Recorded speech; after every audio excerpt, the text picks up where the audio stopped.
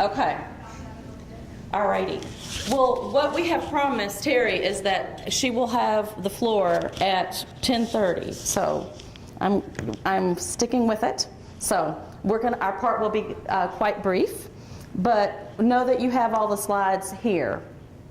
So what we're going to do, our two parts are the federal state news and then the ed tech update.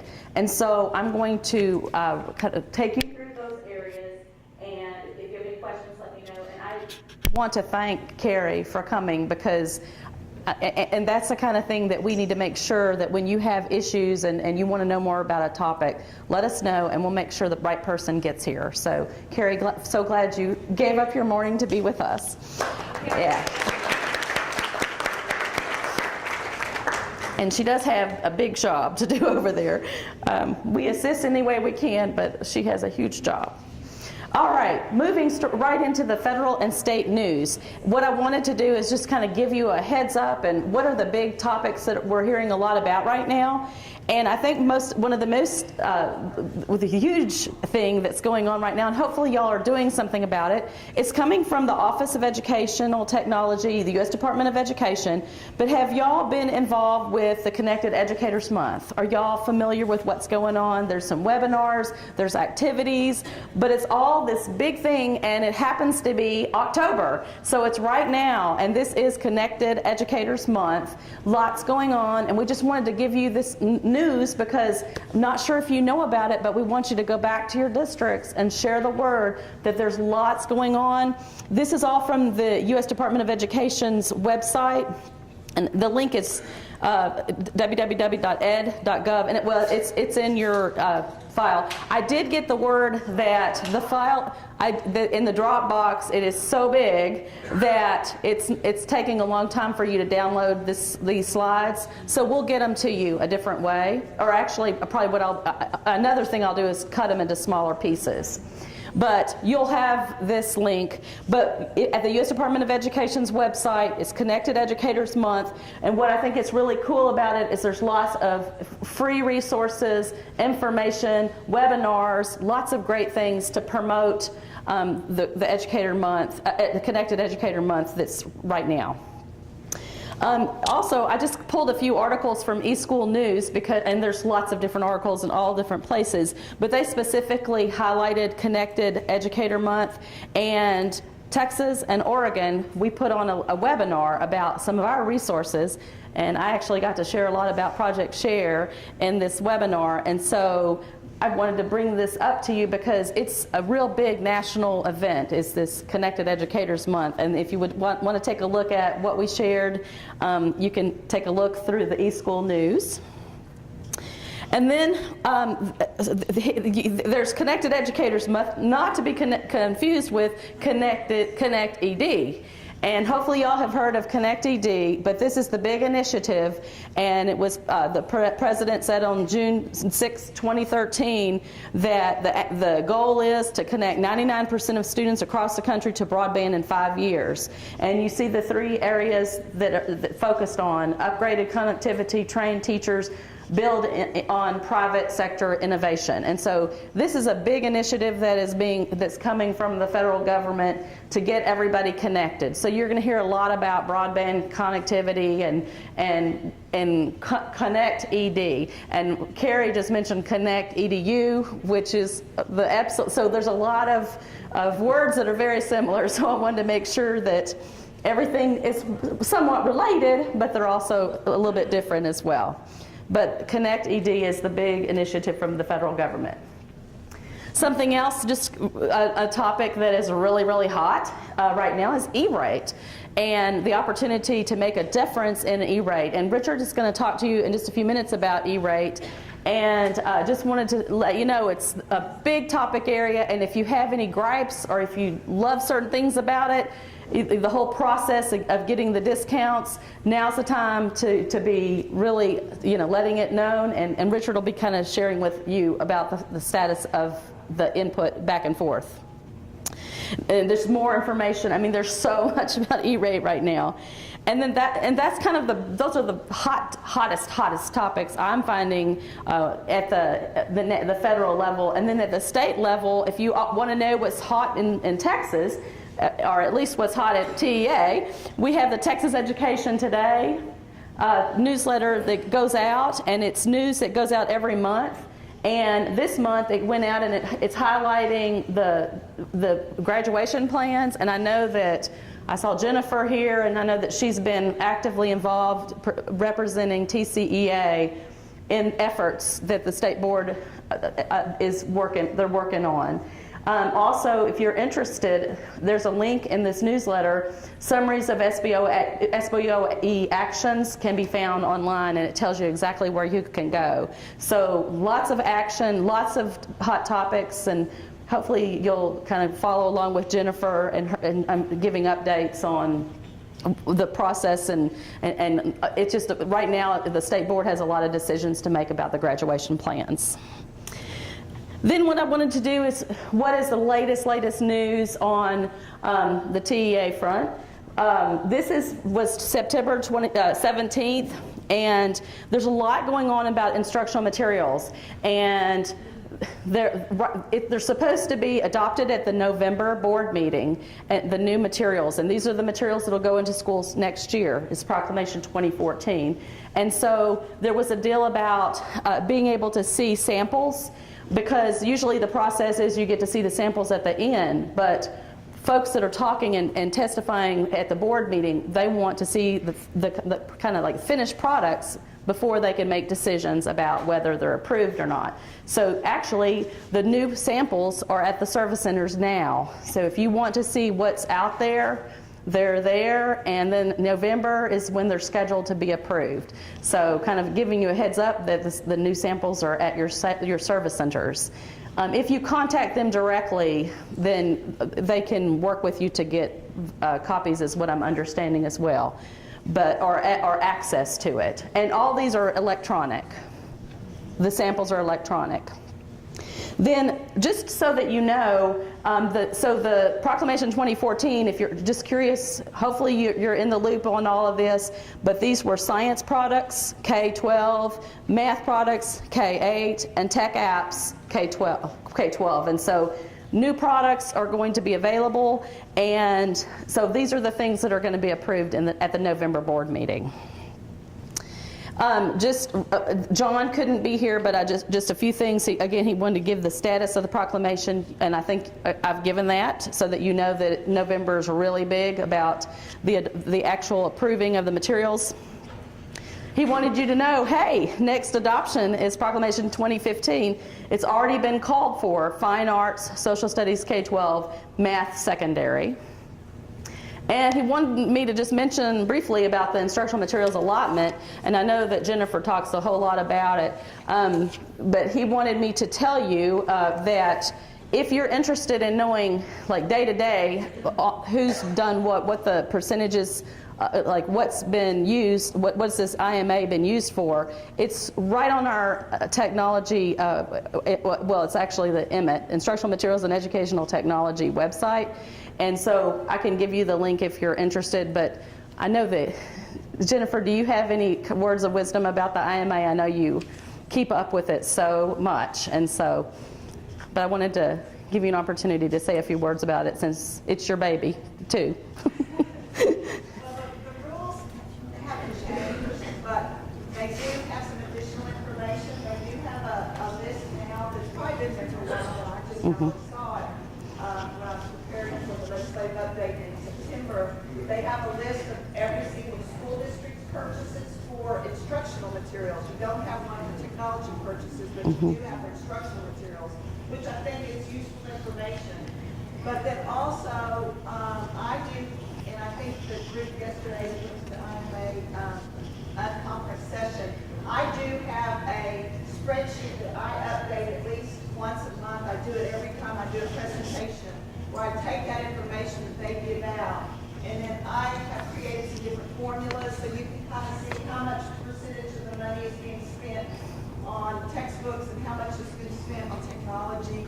And we are at a better better place than we were 2 years ago when this first started, but it is important to note that we're not in the year where school districts are spending money on a proclamation. So it's too early for us to tell how your purchasing has shifted because of the IMA flexibility, but we're watching that. And that's the kind of stuff that I have created formulas for on my spreadsheet, and I will post that in the new TECSIG to make sure that you all have access to that. And please feel free, and I encourage you to sign up for the legislative updates because I do update IMA information every single month. So Okay, thank you, Jennifer. And John quickly went and printed out the report for me just as of yesterday, but 99 million is the grand total for the IMA expenditures, and about 12 million is technological equipment, and about 4 million is technology services, including contracted services, professional development, and salary. So you can watch all of this information. So thank you, Jennifer, and she'll keep you up with it. And any questions you have, we have Kelly Griffin, we have John Lopez. He's our manager for instructional materials and educational technology. And so, yeah, it's a big thing. It's nice to have those funds. And with these proclamations coming up, it's real important for all of you to think about how to help your school plan for the proclamations, but also the flexibility of using the IMA for things that you need, or the technology services. So lots to put onto you, and I just wanted to kind of share with you where we are on that.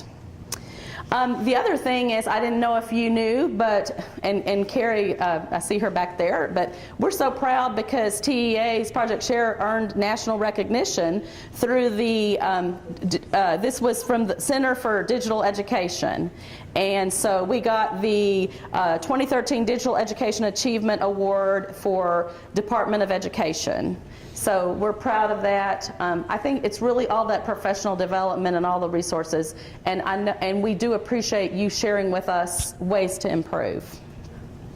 The other part of this, and Carrie talked a little bit about it, she showed the charts, but also just kind of an FYI, something that's in the hot news at TEA is our Project Share update.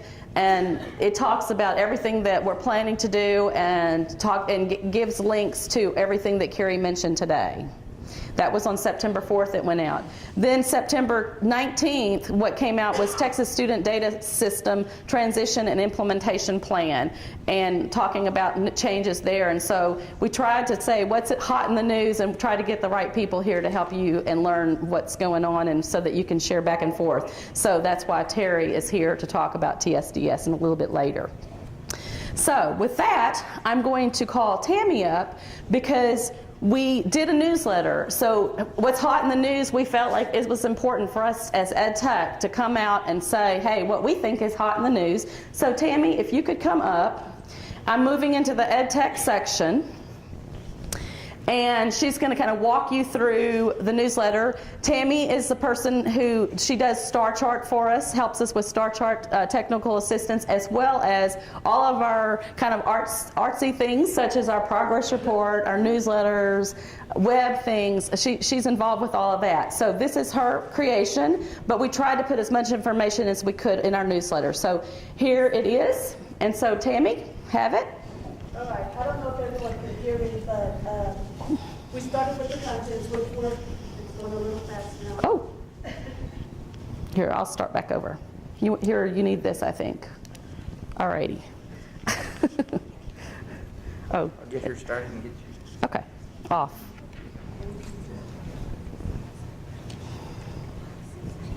Okay, there are three major components: Texas Education Agency News, National News, State Resources. Under TEA, you'll find the Texas Education Today, TEA website, social media options, as well as Texas Star Chart, ePlan, eBay, TXS, and just name a few. Under the National News, you'll find Speak Up 2013, Speak Up, Resources, Guild, Project Share, Texas Air, Texas Success, and local courses.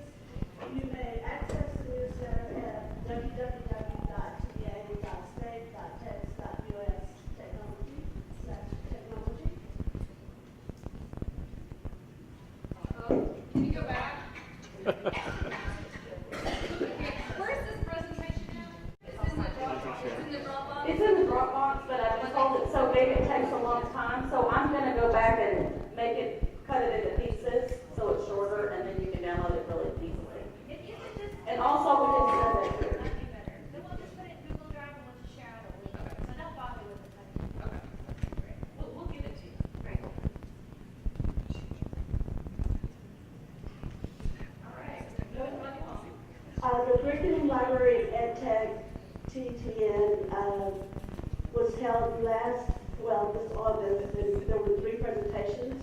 Speak Up 2012 results and Speak Up 2013 plans, Project Share, and the Texas Success Initiative.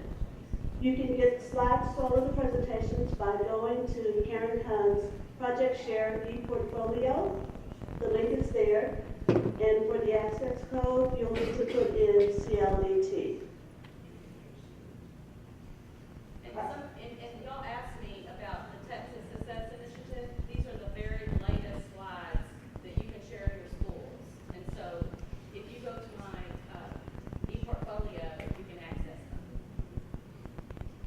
Our upcoming TETNs for Curriculum Library and EdTech are December the 11th, and that's the last one for this year. And then for 2014, they're listed. They'll be May 20th, August 13th, and December 10th. All right, thank you.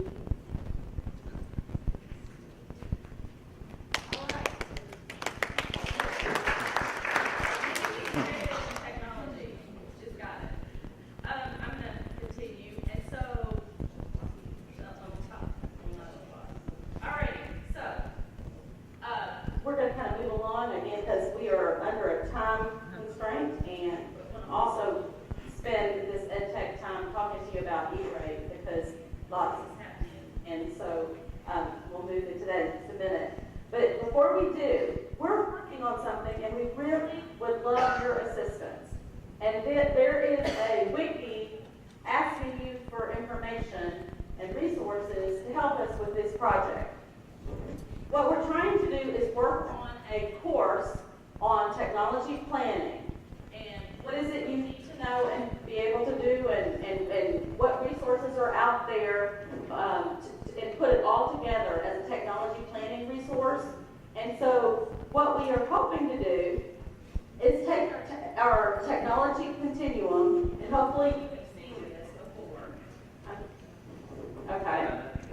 Okay. So this is a continuum of planning in Texas. Wherever you are, you're going to be doing all of these things. Whether you're going to be dealing with the star charts and the local planning plan, you're going to be dealing with E-rate, and you're going to be evaluating your plan, and all of this revolves around the long-range plan. So we know all this is important, but there's more to it. And so what we want to do is to be able to link to each of these areas and really get a lot more resources out there to help you. And so many of you already have these kinds of resources, and so we're asking you to share with us so that we can put it into our statewide course and share it with everyone. What we want the one resource to be is just how all planning, all these pieces fit together and how important each one is. The other part of it is we want to, like I said, pinpoint each of the different areas and how they're important, how they can be used. And then we want to get into success factors from past grants, and we've learned a lot from our past grants about what worked and what didn't work in planning processes, what you need to think about, and so we want to put that in there. But here's where we really need your help. Best practices from schools. What do you do in your planning process that really works? Also, examples of planning resources, whether it's acceptable use policies, what do you use to really make things go great in your district in the technology arena?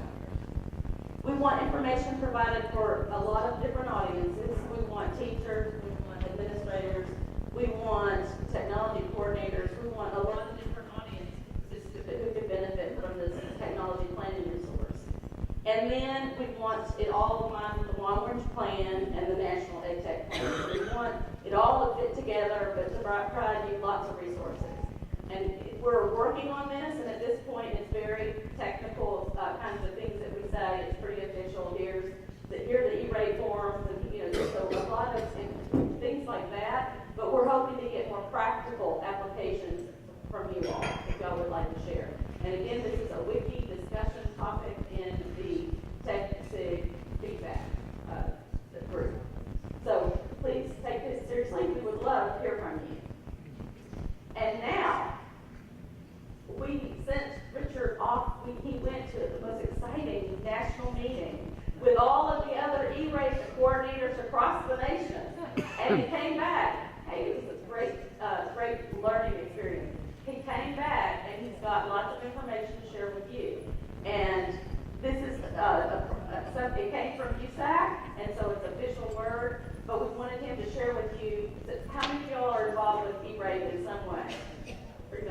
bigger, lots of you. So Richard is Just going to share the very latest information with you on how to avoid the dirty dozen mistakes. How many of y'all wish you weren't involved? That's probably, and who can I pass this on to who's coming to my district? I'll just hear the plot. These are the dirty dozen mistakes that the folks at USAC say that these are made year after year after year. If any of you are going to the training in Houston at the end of the month, you'll see this this same presentation. This one's probably not going to change. Probably some of the other ones may be changing from the beginning of the presentation when they started last week. Also, one thing I want to say, I went and looked at Karen's ed.gov website. Department of Education's website has some more information. The FCC's website has been taken down during the shutdown. So if you were using their website to find anything, if you were making reply comments on the E-rate UPRM, you can't go in and search to find those comments to submit your reply comments. So I'm told that the FCC website will, and the reply comments that are due on the 16th, that whenever the FCC reopens, when the government reopens, the next day will be when reply comments are due, so whenever that happens. So it'll go an extra day if it goes past the 16th. So the number one problem, mistake, is submitting paper forms containing errors. So you need to make sure that your paper forms, if you're not filling out the online process, if you're submitting paper forms, you need to make sure you're using the correct form and check for accuracy before you turn it in. And the next item is unsigned, undated FCC Form 486 paper certification. And this is an actual example with the names crossed out to protect the guilty. So they didn't sign their form, they didn't date their form, they just submitted it. So they'll be back contacting you and making sure you're submitting, getting your signature on there. The next two, the 472 applicant certification page is signed by the applicant, and that's all right.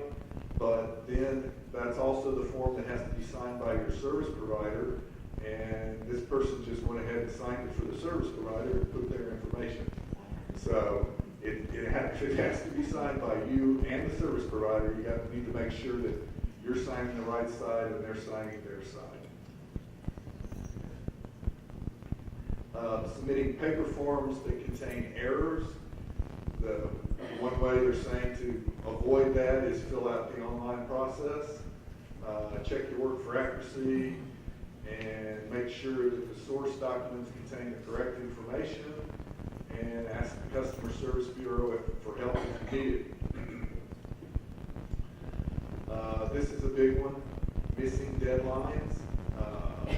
Form 471 submitted after the close of the filing window will not be considered for funding. The FCC 486 submitted after the deadline will have its service start date adjusted to the date 120 days prior, before the receipt or postmark of the form. Invoices for the service delivered before the adjusted service date start date will not be paid. An appeal submitted after the 60-day deadline will be dismissed. So that's one of the big deadlines. They're big on deadlines.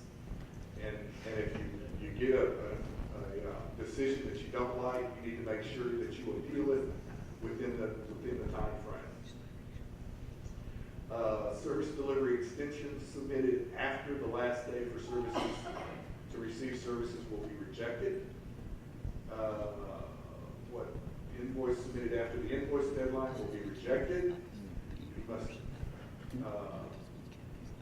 the resubmitted invoice deadline extension request must first be submitted to USAC and approved. So you have to wait until they approve it. You can't do one day and then send the forms the next day, assuming that it would would be approved over that one day.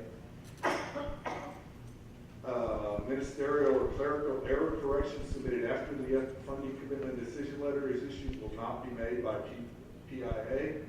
So you have to do that before you get your funding commitment decision letter. You can't make those changes though. And PIA questions that are not answered result in a decision based on the information at hand, which may lead to a rejection or a denial of the entire funding. And still more missing deadlines. Don't wait till the last minute to file forms. Who waits till the last minute to file? Everybody. Don't do it. The earlier you submit, the better off you'll be. If you've done something wrong, you'll have a chance to resubmit and get back into the process.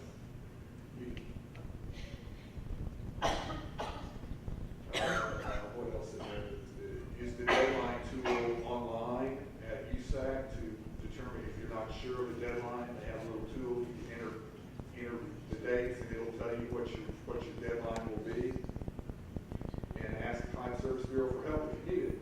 Not following competitive bidding rules. The open competitive bidding process is the basis for the whole program. And if you don't wait for 28 days after posting your Form 470 or after issuing a request for proposal, whichever is later, so you can't submit your 470 and then say, oh, we're going to have an RFP and then post the RFP. That restarts the date of your 28 days. So you need to make sure you follow those deadlines. Here's some more problems. Stating on the Form 470 that you have not issued or do not intend to issue an RFP or similar document describing the desired services when in fact you have or later do issue an RFP or similar document. They're going to get tougher on that, as if it weren't already tough. Neglecting to conduct a bid evaluation and not considering price of E-rate eligible products and services as the most heavily weighted factor in the bid evaluation. Other problems with competitive bidding, neglecting to evaluate all comparable options in a state master contract using the same criteria you would use to evaluate bids in response to your own Form 470. Accepting assistance with your competitive bidding process from a service provider. Big no-no. In fact, they will get you for that. Make sure you don't let your service provider help you with the bidding process. Not following competitive bidding rules again. Review the competitive bidding and bid evaluation guidance listed on their website and follow them. And make sure not to communicate with your service providers after the communicate with the service provider after the competitive bidding process is over is an important part of the application process. So that will help you with contractual disputes where no program rules were violated. You can correct your spin numbers. Lots of service providers have lots of spins, so that will help you. Fair reimbursements going to the wrong address or entity. Want your money back. Make sure the right address is on all the forms that you're submitting. Service delivered before the service start date that are ineligible for discount because of timing. And what else? You can find the right spin number. Mixing your bucket funding request. You're mixing priority 1 and priority 2. They cause you to get delays in your funding. Everybody wants to get their funding right away. But if you mixed it, they can't get out your priority 1 until they have time to know what they're going to do with priority 2, so don't mix them. And here's some more mixed stuff. But you need to be careful with, and better to break it out and submit separate funding requests. Incorrect discount calculations. If the discount for an entity has increased from the previous year, not providing NSLP or other discount validation documentation up front, that may cause problems for you. Providing this.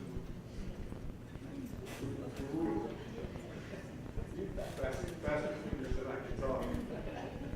Providing discount data from a previous year to substantiate the current year's discount calculation unless the program guidance calls for this. Survey data used for 2 consecutive years of funding. Now, also using NSLP forms as surveys, not keeping copies of surveys, projecting discounts from surveys with a return rate below 50%, using the community eligibility auction data to validate the reported discount. Still, read the calculating discounts guidance to understand how discounts are calculated and what documentation you need and what documentation you need to keep. Incomplete responses to public program integrity assurance reviews. Make sure that your response answers the question that PIA is asked. Make sure response answers all their questions. And if they've asked for documentation, please provide the documentation. Here we're going to have an insufficient response. They say, please indicate the date the technology plan was created. Must be created before your Form 470 is posted.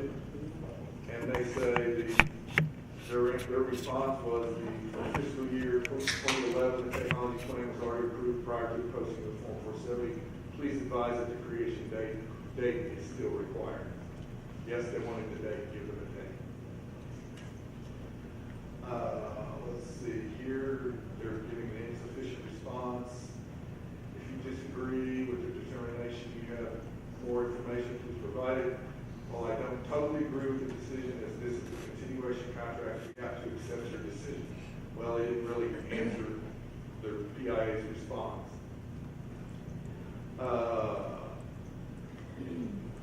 Just basically the whole thing is that PIAs ask you a question, you need to respond to the question, include the information they're looking for, and don't say that we don't really agree with it or anything like that, but you're the boss, you're running the program.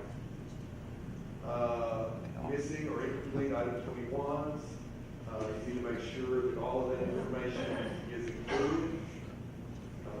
This basically is a item 21 attachment with missing information. Where was I? Here's more with no identifying information. They've included everything that they thought they asked for, but they don't tell them, don't include enough information for them to identify who to file with. To help with that, read the item 21 guidance, identify your work, check your work for accuracy, file online if possible, file early. There's a file early again. And let's see. Be sure to look at the letters that you get. Every time you file a form, they send you a letter back saying they've got it. You may miss some errors that could be corrected. If you don't read them, you may not be aware of the next steps in the process. And here's out of the FCDL, the funding commitment decision letter, the box down there, the next steps tells you what you're going to be doing next after the process. Another thing, ignoring letters from USAC, thinking that hopefully the problem will go away and solve itself on its own. It won't. So review everything that they send to you. And another problem is poor invoicing. Invoices filed after the deadline. Make sure you follow the invoicing guidance, the Form 472 instructions, and for service providers, Forms 474. Check your work, submit in timely fashion, and maintain or be able to produce backup documentation. Here, the inadequate document retention. You have to keep all of your relevant items, bid evaluations, all from the start to finish. You have to keep that at least 5 years after the last date of service delivery. And they come at you for a funding reduction if you don't. Another thing people don't include responses where he says, please provide a copy of all bills submitted for this FRN. I have attached what I have. We can change email systems, and I do not have the email of the bids for that hearing. That's not good enough. Let's see, inadequate document retention continues on. Managing your E-rate process, keep everything in one spot, so when the board, this person comes in, that you get to say, I'm not doing E-rate anymore, you're doing it here.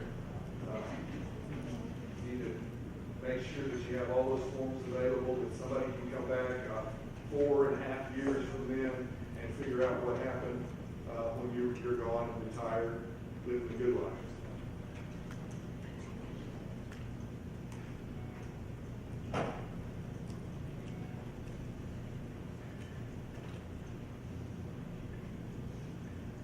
Okay, and now, as part of E-rate, it's kind of all tied, the little circle that was moving along, starts with your E-plan. Texas still requires everyone to have to file a E-plan in our E-plan system, and the ESCs conduct those reviews at the regional level. They're always seeking volunteers at the regional level, so if you can contact your ESC and volunteer to be an E-plan reviewer, you will help the whole process out. Some service centers have a bunch of reviewers, some don't have very many. So if you can help review E-plans, we would greatly appreciate it. We can't do anything for you, but we would greatly appreciate it. The FCC's NPRM comments were due on September 16th. Reply comments are due by October 16th, or the day after the government goes back to work. There is a that's the FCC's website right now. It talks about how they regret the disruption.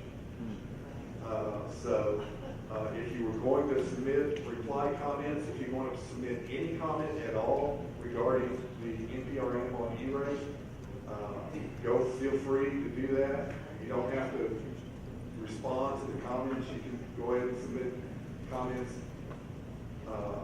as you see fit. More money, less paperwork, anything you need. Any questions? I can't talk as fast as hearing and click.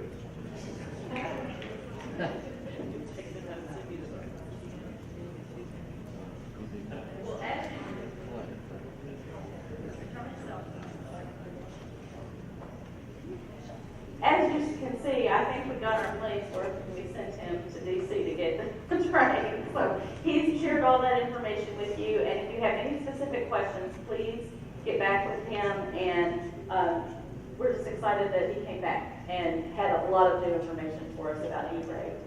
I promised Terry that she could start at 10:30, but we have one little thing that I really want you to see, and it also involves all of you. So I'm going to call Kathy up. And I'm going to click real fast to her part. But I just want you very quickly to learn about what's hot and new with Texas Educational 19. Well, I have a little microphone down here. No. Like this, like that.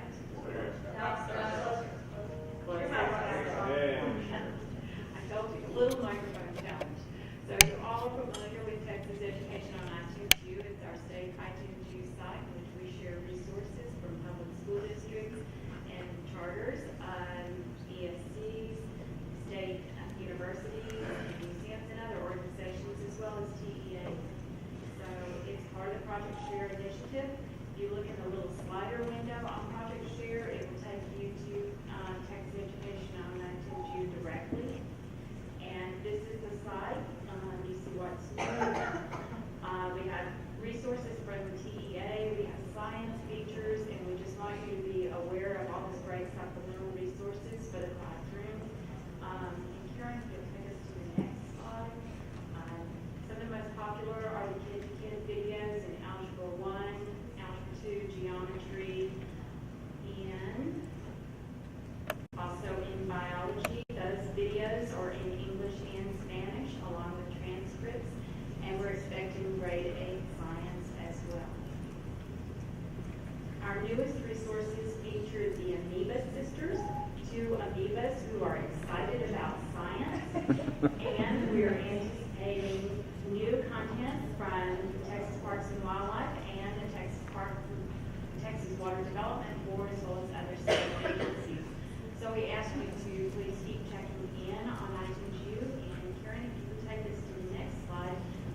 share a little bit on the biomolecule sisters so that you can see this great teacher-created content.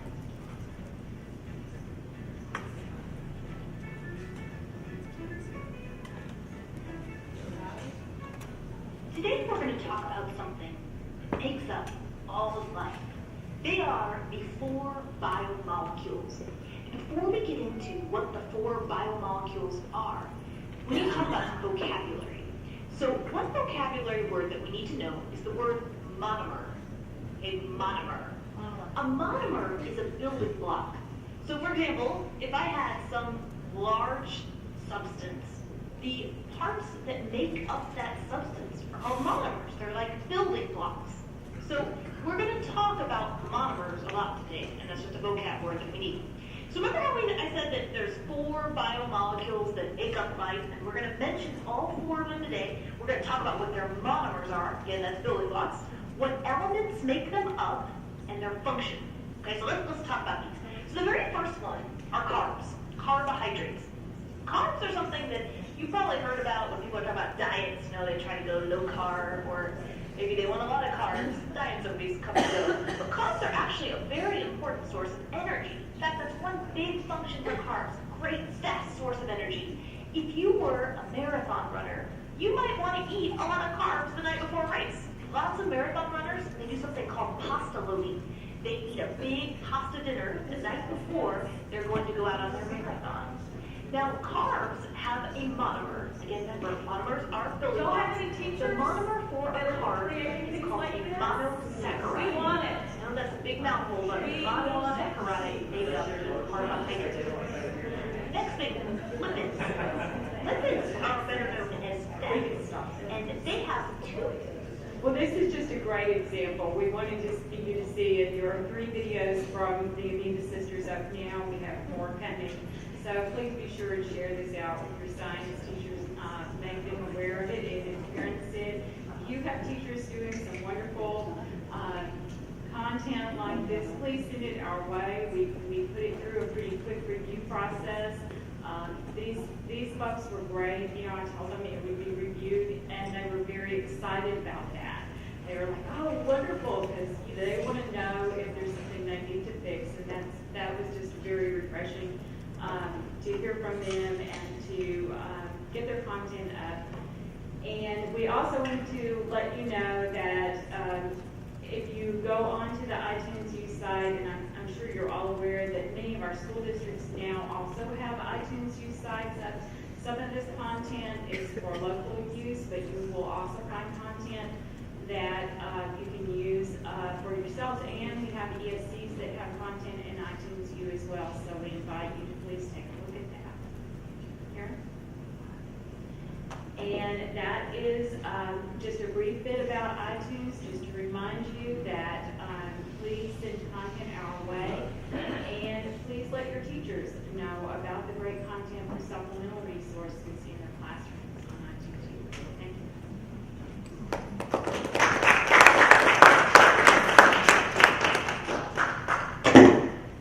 I promised Terry, okay, so I don't keep my promise.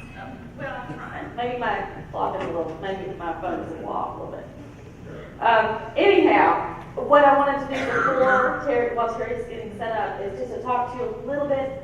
We have, actually, Kathy has worked to get Speak Up so much easier done and implemented in the state of Texas, because she's worked with Jenny and some folks at Project Tomorrow, and now there is a Texas site. And so the Texas site has everything about what we need to do in Texas for Speak Up. Speak Up is open 2013. Speak Up 2013 is open. It closes on December 20th. There is a link in your TECSIG feedback group that goes directly to, it tells you where the site is. But we hope that y'all get involved just so that you have that data that you can use while you're doing your technology planning, from teachers, from parents, from administrators, from the students. Just get their feedback, and it helps in planning in your districts. Also, the data comes to us, and we use it for like progress reports and making decisions at the state level when it all comes up to us, because we can see it at a state glance what's going on. Okay, just one more time, please share with us your resources. And as Richard said, please help us in the e-plan review process.